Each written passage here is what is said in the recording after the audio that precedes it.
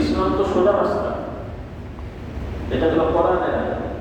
রাসূলুল্লাহ সাল্লাল্লাহু আলাইহি ওয়াসাল্লাম বলছেন, আমি তোমাদেরকে সাদা ধবধবে সাদা একটা উপত্যকা, মানে একটা বড় ভিড় যেটা ফ্লোর একদম সাদা, এই সাদা ধবধবে উপত্যকায় তোমাদেরকে আমি রেখে যাচ্ছি। মানে তোমাদেরকে এক জায়গায় রাখলাম, সেই জায়গাটা কেমন, যে সব সাদা, আর ওইখানে আলো আসলো।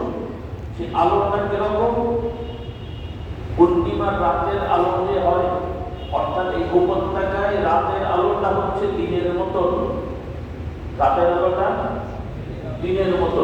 দিনের আলোটা কত গুণ হয়, দিনের বেলা যে আলো হয় আর পূর্ণিমার আলো হয়, পূর্ণিমার আলোর তুলনায় চৈত্র মাসে মেঘ নেই, মানে সূর্যের আলোটা কত গুণ হতে পারে, মাপা কঠিন না।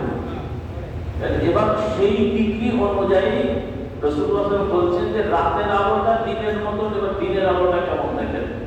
এইরকম একটা আলোকিত জায়গায় যদি আপনি আমি থাকি, ফ্লোর যদি সাদা হয়, সেই জায়গায় রাস্তাঘাটে যদি কিছু পড়ে থাকে দেখা যাবে যে না বড় জিনিসটাকে একটা সুই পরিমাণ, অথবা আপনার আমার একটা চুলো যদি সাদা চুলো যদি সাদার মধ্যে পড়ে থাকে তাও দেখা যাবে, কি বল, সাদা চুলো যদি সাদার মধ্যে পড়ে থাকে তাও ম্যাগনিফাই করার দরকার, ও এমনি দেখা যাবে।